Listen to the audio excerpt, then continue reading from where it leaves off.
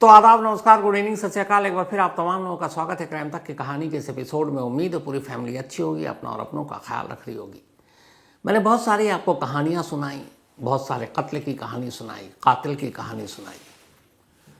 अक्सर ये जहन में आता है कि ये कातिल कत्ल करने के बाद उसका बॉडी लैंग्वेज क्या होता है, वो कैसे चलता है, कैसे बातें करता है, कैसे देखता है, कैसे रिएक्ट करता है।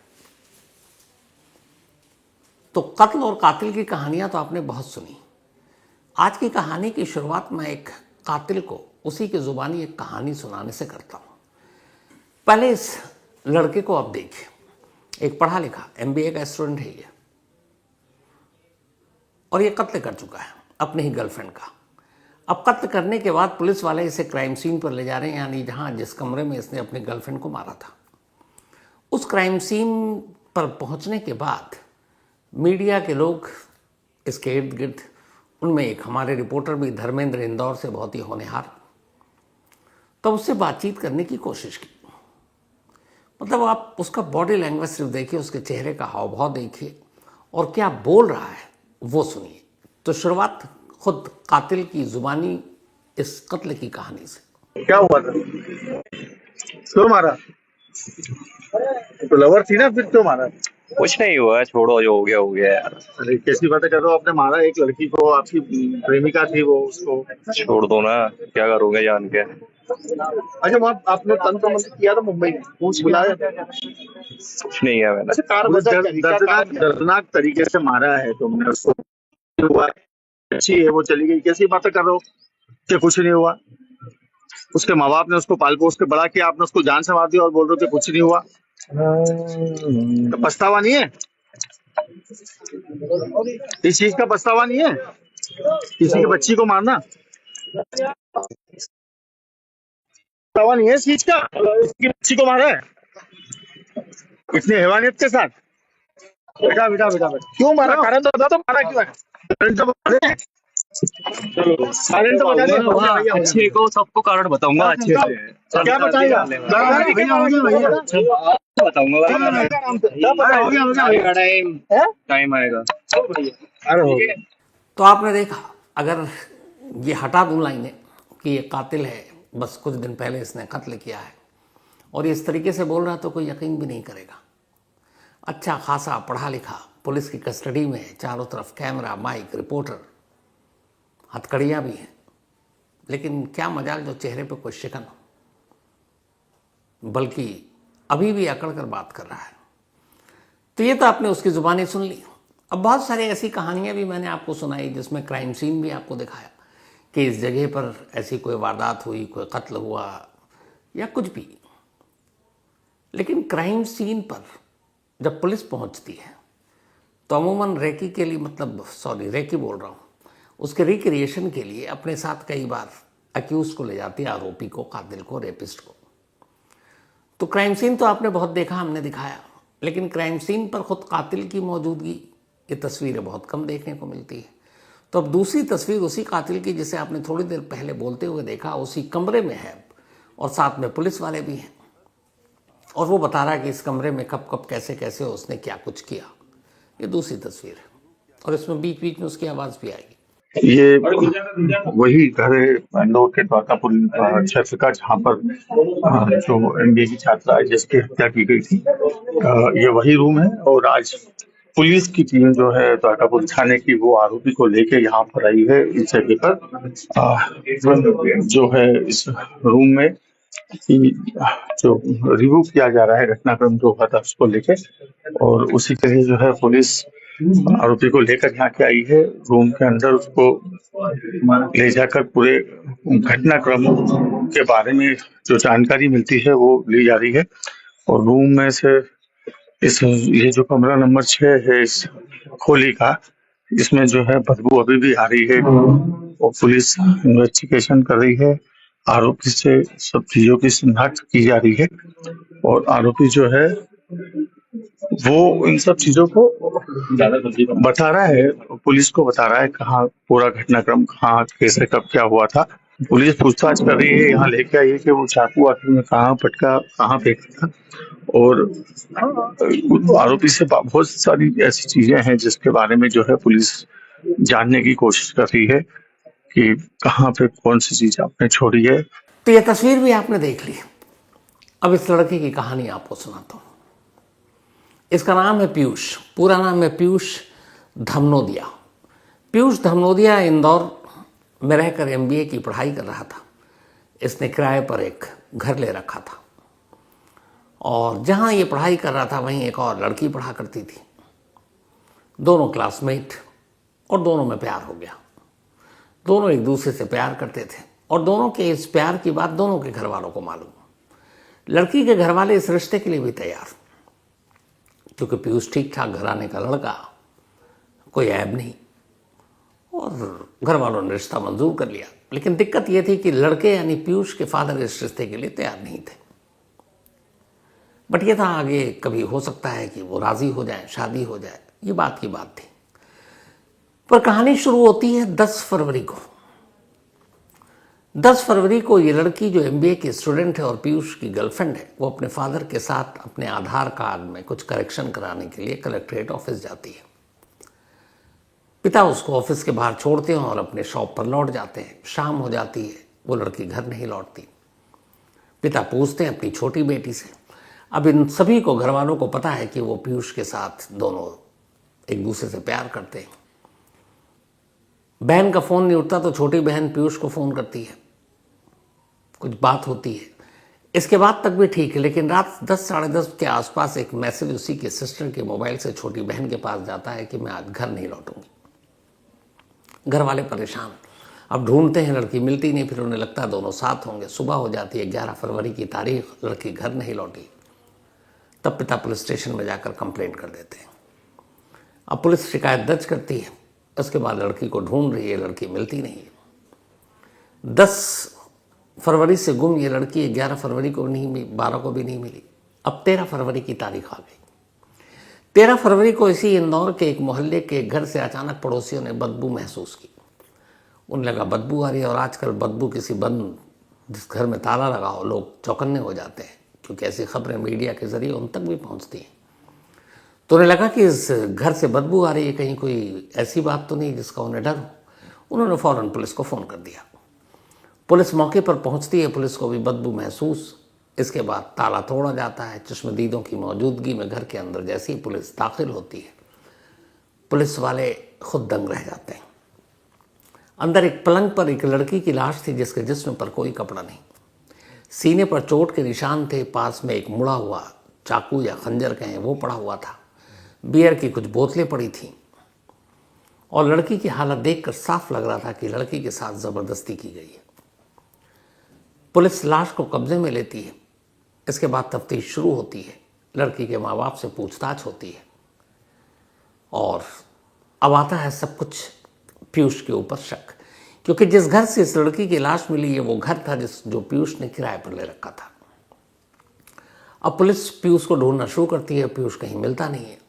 लड़की का मोबाइल बंद, लेकिन लड़की का लोकेशन चालू था। अब पुलिस जब लोकेशन देखती है तो लोकेशन निकलता है महाराष्ट्र का।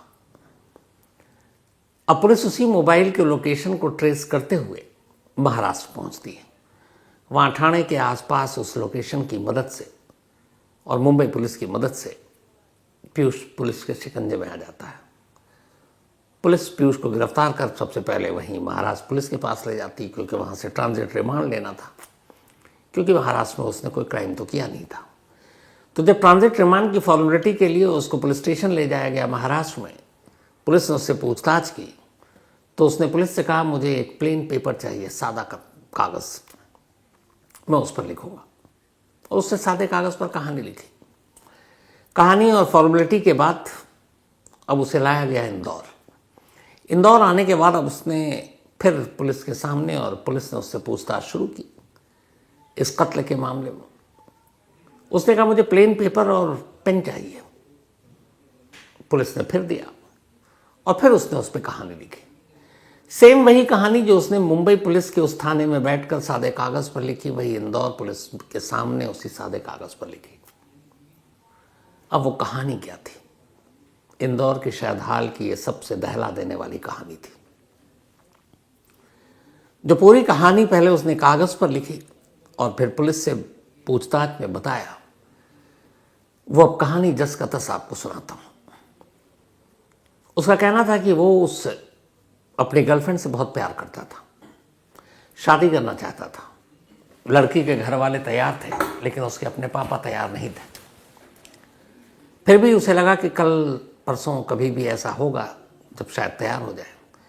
लेकिन अचानक फिर उसके मन में एक शक और वहम आया। 15 दिनों से उस लड़की ने उससे बात नहीं की। ये बात है जनवरी एंड के लास्ट वीक की। उसे लगा कि इसने अचानक बात करना बंद कर दिया। ये उसे फ़ोन भी करता, लड़की फ़ोन नहीं उठाती। इसे गुस्सा आने लगा और फिर गुस्से के साथ साथ इसके दिमाग में शक का बीज पड़ गया। इसे लगा कि वो उसकी गर्लफ्रेंड अलग अलग ऐप पर लड़कों से बात करती है। उसने मोबाइल भी हैक किया और अब लड़की के मैसेजेस और वो सारी चीज़ें देख रहा है, लेकिन उसे ऐसा कुछ नहीं मिला, पर शक नहीं गया। 10 फरवरी को किसी तरीके से उसने लड़की की छोटी बहन के जरिए उस तक मैसेज पहुंचाया और उसने कहा मुझे मिलना है। लड़की को जाना था आधार कार्ड पे करेक्शन के लिए कलेक्ट्रेट ऑफिस। उसने कहा ठीक है, पापा ने उसके छोड़ दिया। इसके बाद कलेक्ट्रेट ऑफिस के बाद से वो उस लड़के यानी पीयूष के साथ वहाँ से निकल पड़ी। पीयूष उसे अपने साथ उसी किराए के कमरे में ले गया। वहाँ जाने के बाद दोनों मिलते हैं, बातचीत होती है। फिर अचानक शादी की बात छिड़ती है। पीयूष को गुस्सा आता है। पीयूष उसके साथ उसके जीते जी ज़बरदस्ती करने की कोशिश करता है। लड़की की तबीयत ठीक नहीं थी, वो इनकार करती है। उसे और गुस्सा आता और गुस्से के साथ ये शक कि शायद इसकी ज़िंदगी में अब कोई और लड़का आ गया, इसलिए मुझसे दूर जा रही है। इसी गुस्से के आलम में वो अचानक उस पर हमला कर देता है, उसका गला दबाता है और फिर चाकू उठाता है, सीने पर चाकू का वार करता है। चाकू कमज़ोर, नोक मुड़ गया। वो उसे फेंकता है। फिर अचानक देखता है तो अब उसे एहसास होता है कि लड़की जिंदा नहीं है। इसके बाद वहीं उस लाश के पास बैठ जाता है। करीब 2.5 घंटे तक ऐसे ही बैठा रहता है और लड़की से बातें कर रहा है, यानी अपनी गर्लफ्रेंड की लाश से। इसके बाद वो वहाँ से उठता है, घर में ताला लगाता है और नज़दीकी वाइन शॉप पर जाता है। वहाँ से बियर खरीदता है। बियर खरीदने के बाद वापस घर लौटता है। उसके घर से जाने और फिर बियर लेकर आने, इन सारी तस्वीरें सीसीटीवी कैमरे में कैद हो जाती हैं। वापस आता है, बियर पीता है। बियर पीने के बाद गुस्सा तो था ही, शक भी। अपनी गर्लफ्रेंड की लाश के साथ अब वो ज़बरदस्ती करता है। इसके बाद फिर वहीं बैठा रहता है, गर्लफ्रेंड से बातें करता है, बुदबुदाता है और वो लाश सामने बेड पर पड़ी है। फिर धीरे धीरे शाम हो जाती है, अंधेरा जैसी होता है। वो कुछ सामान अपने एक छोटे से बैग में लेता है, घर में ताला लगाता है और निकल जाता है। निकलने के बाद वो सीधे रेलवे ट्रैक पर पहुंचता है। ट्रैक के बीचों बीच खड़ा हो जाता है कि ट्रेन आएगी और उसे मारकर चली जाएगी, लेकिन वो अचानक डर जाता है। उसे मौत से डर लगने लगता है। वो पटरी छोड़कर प्लेटफॉर्म पर पहुंच जाता है। वहाँ जो पहली ट्रेन आई वो गोवा जा रही थी। वो उस ट्रेन में बैठ जाता है। गोवा जाने वाली उस ट्रेन से गोवा की बजाय वो सीधे महाराष्ट्र में ठाणे उतर जाता है। वहाँ एक होटल किराए पर लेता है कमरा।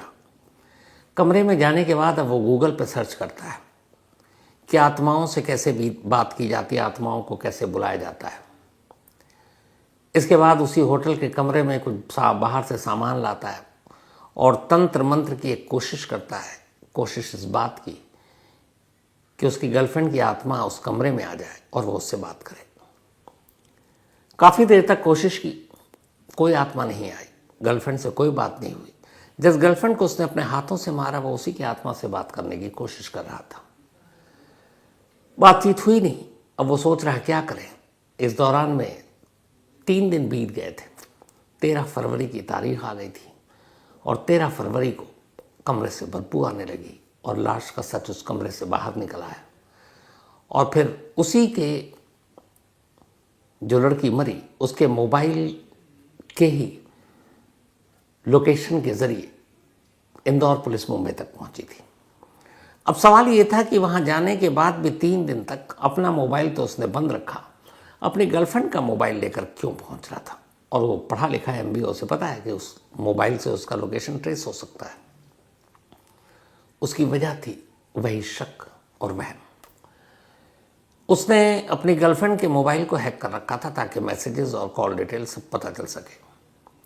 मारने के बाद उसने अपनी गर्लफ्रेंड का मोबाइल लिया और अगले 3 दिनों तक ये इंतज़ार करता रहा कि उसकी गर्लफ्रेंड के मोबाइल पे कोई एक ऐसा व्हाट्सअप या ऐसा कॉल आ जाए जिसे वो जानता ना हो, और फिर वो उससे पूछे कि तुम कौन हो, और उसकी गर्लफ्रेंड के बारे में जो उसके दिमाग में शक था कि किसी और लड़के के साथ उसका अफेयर है, वो पकड़ा जाए।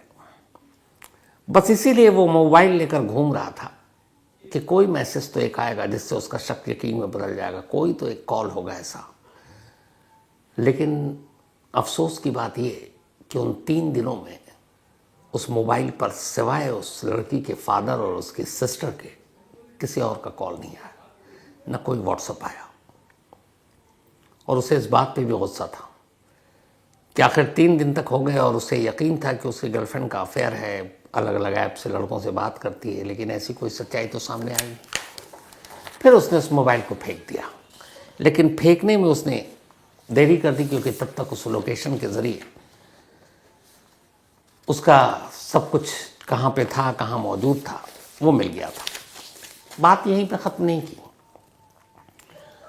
उसे इतनी नफरत थी कि गर्लफ्रेंड का कत्ल करने के बाद और इस शक में कि वो उसकी ज़िंदगी से दूर जा रही है और किसी और लड़के के करीब, ये दोनों जब मिला करते थे तन्हाई में, एक गर्लफ्रेंड बॉयफ्रेंड जिन्हें शादी भी करना है, लड़की के घर वाले राज़ी हैं, लड़की के घर वालों को इनका रिश्ता भी पता है, तन्हाई के आलम में कुछ वीडियो बनाए थे पीयूष ने। मौत के बाद नफरत और गुस्से में उस तन्हाई के और बहुत ही प्राइवेट वीडियो को, कुल 11 ऐसे वीडियो थे जो उसने सोशल मीडिया पर अपलोड कर दिए, सिर्फ इसलिए ताकि उस लड़की को और उसके घर वालों को बदनाम कर सके। और वो सारे वीडियो अपलोड किए, 11 ऐसे वीडियो थे।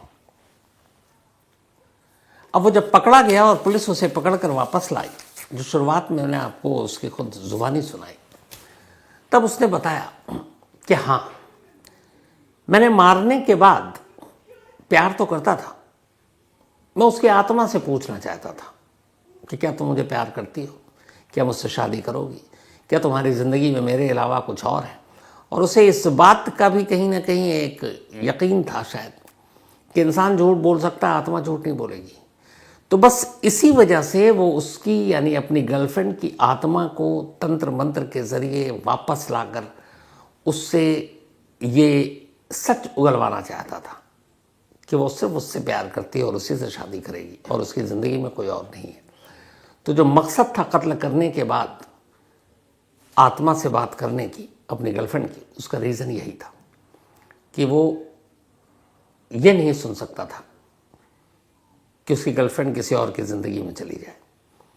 पुलिस ने जब उसके पास से उसके बाकी लैपटॉप और सारी चीज़ें बरामद की, उसके जब सर्च ऑप्शन में गए तो उसमें दिखाई दिया, यूट्यूब पर जाकर वो तंत्र मंत्र और आत्मा से कैसे बात की जाती है, आत्मा को कैसे बुलाया जाता है, ये उसने सर्च किया। उसने जान देने के तरीके के बारे में भी सर्च किया। वो उसने बताया कि उसकी हिम्मत नहीं हुई, वरना उसने पहली कोशिश तो उसी दिन कर ली थी 10 फरवरी को गर्लफ्रेंड को मारने के बाद, लेकिन पटरी पर डर लगा तो प्लेटफॉर्म पर ट्रेन पकड़ ली। हालांकि जिस तरीके से उसने कहा है, उसका ये कहना है कि जल्द ही मैं वापस आऊँगा।